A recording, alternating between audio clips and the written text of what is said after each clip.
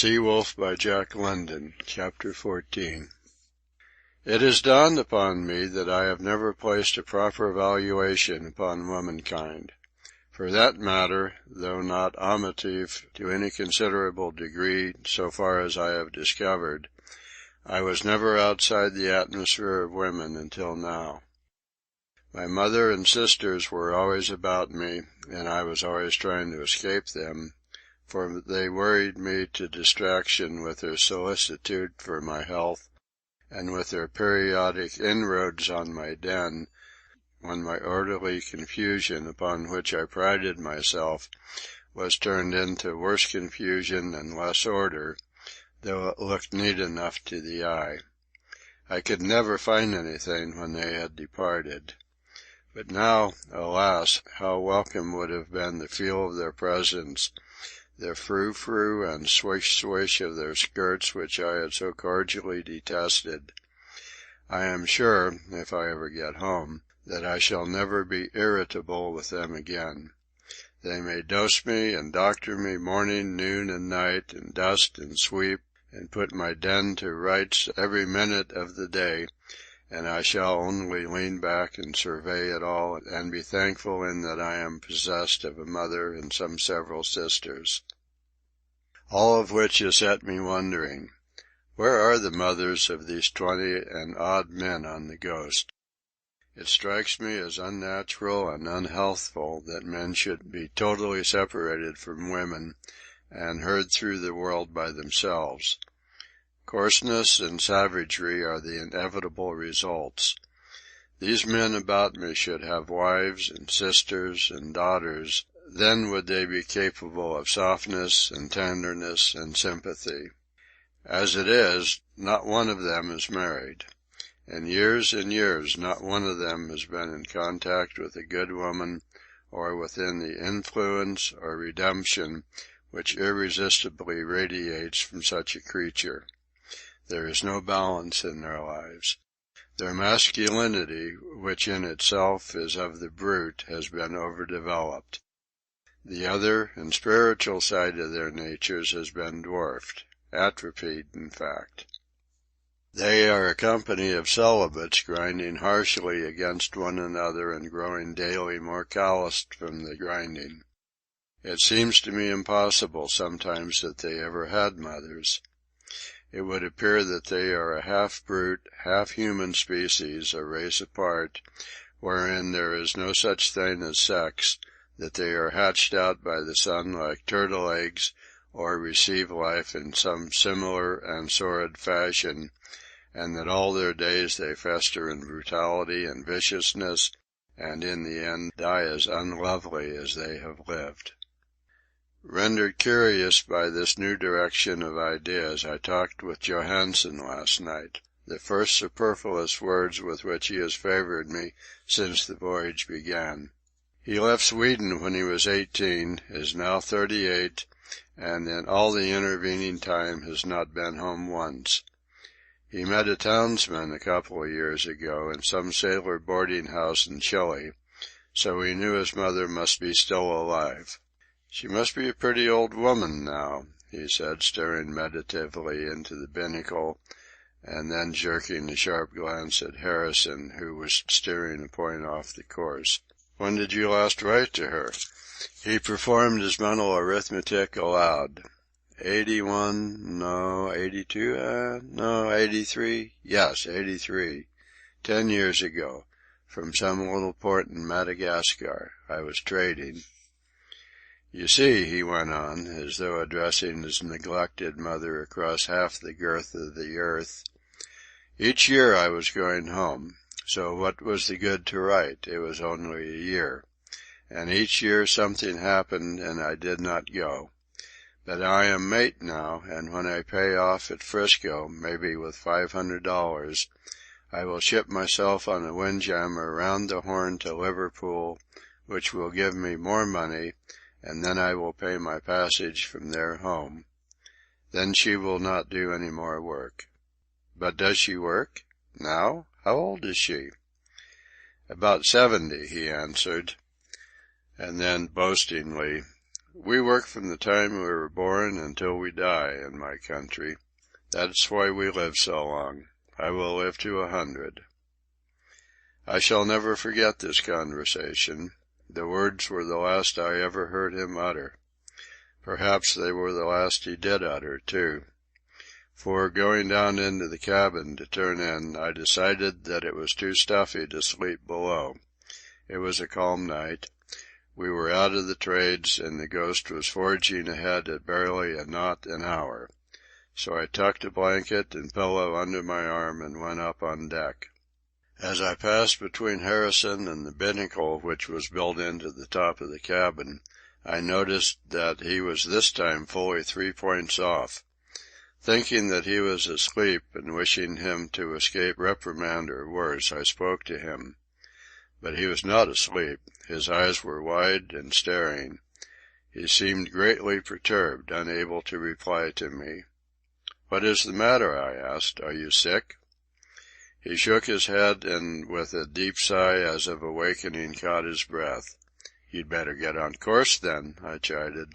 He put a few spokes over, and I watched the compass card swing slowly to north-northwest and steady itself with slight oscillations. I took a fresh hold on my bedclothes and was preparing to start on when some motion caught my eye, and I looked astern to the rail. A sinewy hand, dripping with water, was clutching the rail. A second hand took form in the darkness beside it. I watched, fascinated.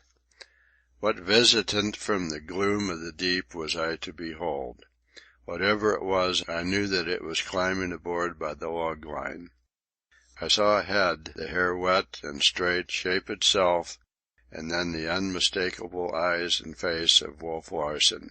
His right cheek was red with blood which flowed from some wound on the head. He drew himself inboard with a quick effort and arose to his feet, glancing swiftly, as he did so, at the man at the wheel, as though to assure himself of his identity and that there was nothing to fear from him. The sea-water was streaming from him. It made little audible gurgles which distracted me. As he stepped toward me, I shrank back instinctively, for I saw that in his eyes which spelled death. "All right, Hump," he said in a low voice. "Where's the mate?" I shook my head. "Johansen," he called softly. "Johansen." "Where is he?" he demanded of Harrison. The young fellow seemed to have recovered his composure, for he answered steadily enough. "I don't know, sir. I saw him go forward a little while ago."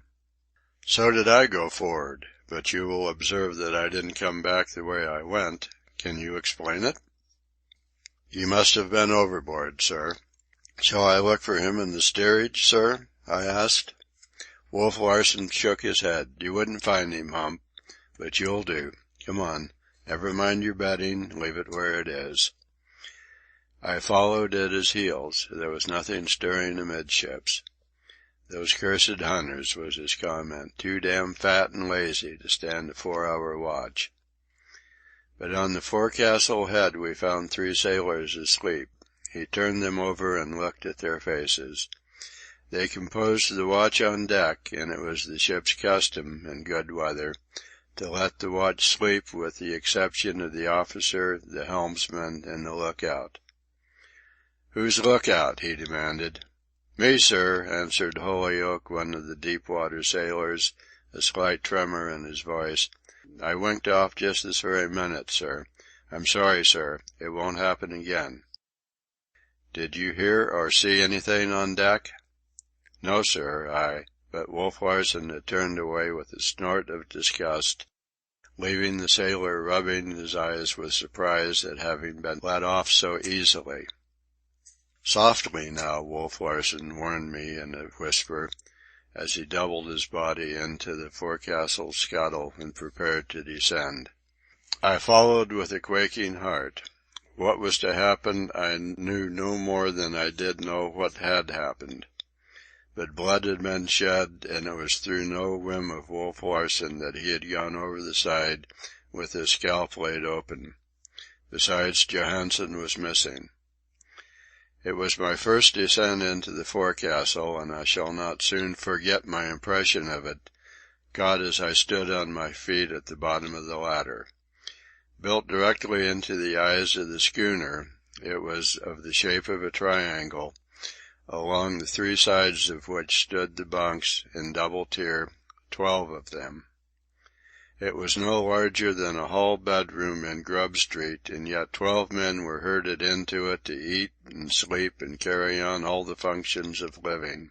My bedroom at home was not large, yet it could have contained a dozen similar forecastles, and taking into consideration the height of the ceiling, a score at least. It smelled sour and musty, and by the dim light of the swinging sea lamp I saw every bit of available wall space hung deep with sea boots, oilskins, and garments, clean and dirty, of various sorts. These swung back and forth with every roll of the vessel, giving rise to a brushing sound, as of trees against a roof or wall. Somewhere a boot thumped loudly and at irregular intervals against the wall, and though it was a mild night on the sea, there was a continual chorus of creaking timbers and bulkheads, and of abysmal noises beneath the flooring.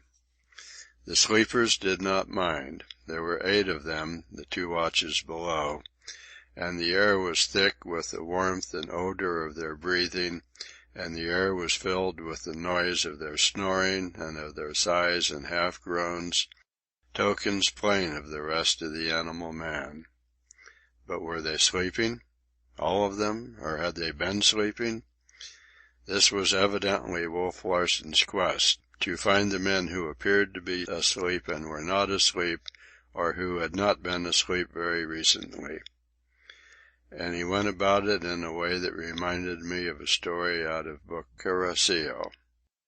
He took the sea lamp from a swinging frame and handed it to me. He began at the first bunks forward on starboard side. In the top one lay Oofty Oofty, a Kanaka and splendid seaman, so named by his mates. He was asleep on his back and breathing as placidly as a woman. One arm was under his head, the other lay on top of the blankets. Wolf Larsen put thumb and forefinger to the wrist and counted the pulse. In the midst of it the Kanaka roused. He awoke as gently as he slept. There was no movement of the body whatsoever. The eyes only moved. They flashed wide open, big and black, and stared unblinkingly into our faces. Wolf Larsen put his finger to his lips as a sign for silence, and the eyes closed again. In the lower bunk lay Louis, grossly fat and warm and sweaty, asleep unfeignedly and sleeping laboriously. While Wolf Larsen held his wrist, he stirred uneasily, bowing his body so that for a second it rested on shoulders and heels. His lips moved, and he gave voice to this enigmatic utterance: "A shilling's worth a quarter, but keep your lamps out for thru'penny bits, or the publicans'll shove 'em on you for 6pence." Then he rolled over on his side with a heavy, sobbing sigh, saying, "A 6pence is a tanner and a shilling is a bob, but what a pony is I don't know."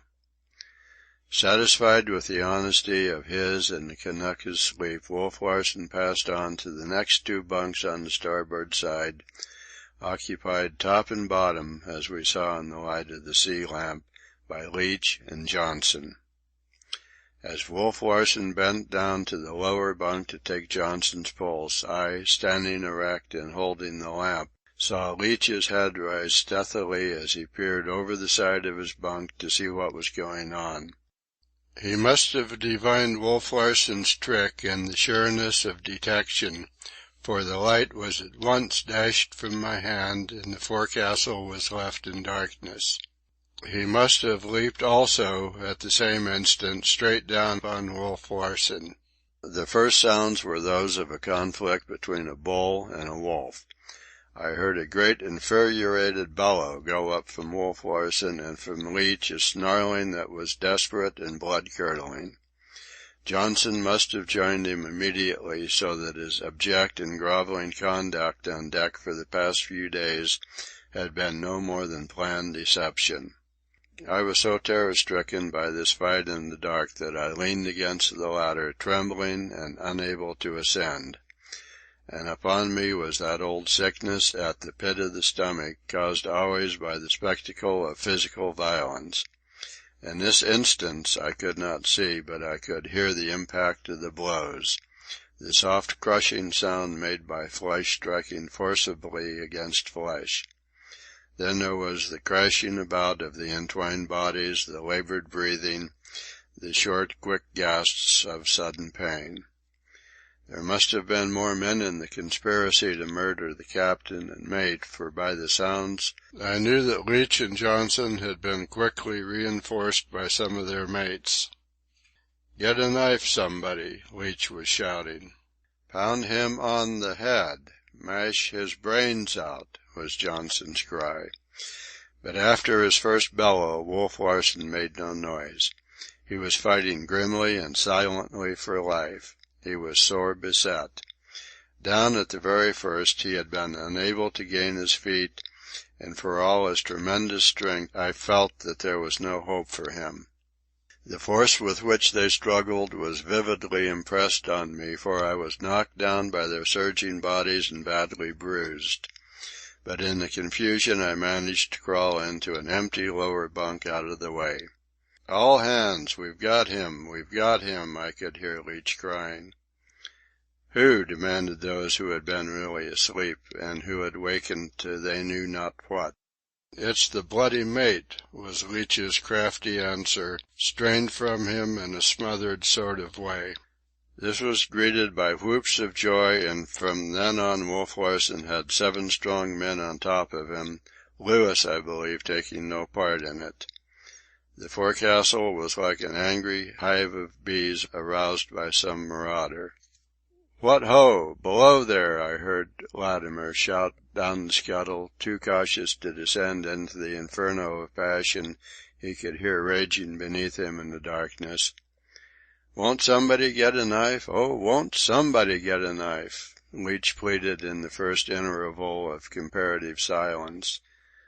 The number of the assailants was a cause of confusion. They blocked their own efforts, while Wolf Larsen, but with a single purpose, achieved his. This was to fight his way across the floor to the ladder. Though in total darkness, I followed his progress by its sound. No man less than a giant could have done what he did once he had gained the foot of the ladder. Step by step, by the might of his arms, the whole pack of men striving to drag him back and down, he drew his body up from the floor till he stood erect. Then, step by step, hand and foot, he slowly struggled up the ladder. The very last of all I saw. For Latimer, having finally gone for a lantern, held it so that its light shone down the scuttle. Wolf Larsen was nearly to the top, though I could not see him. All that was visible was the mass of men fastened upon him. It squirmed about like some huge many-legged spider and swayed back and forth to the regular roll of the vessel. And still, step by step, with long intervals between, the mass ascended. Once it tottered, about to fall back, but the broken hold was regained and it still went up. "Who is it?" Latimer cried. In the rays of the lantern I could see his perplexed face peering down. "Larsen!" I heard a muffled cry from within the mass. Latimer reached down with his free hand. I saw a hand shoot up to grasp his. Latimer pulled, and the next couple of steps were made with a rush. Then Wolf Larsen's other hand reached up and clutched the edge of the scuttle. The mass swung clear of the ladder, the men still clinging to their escaping foe. They began to drop off, to be brushed off against the sharp edge of the scuttle, to be knocked off by the legs which were now kicking powerfully. Leach was the last to go, falling sheer back from the top of the scuttle and striking on head and shoulders upon his sprawling mates beneath. Wolf Larsen and the lantern disappeared, and we were left in darkness. End of chapter 14.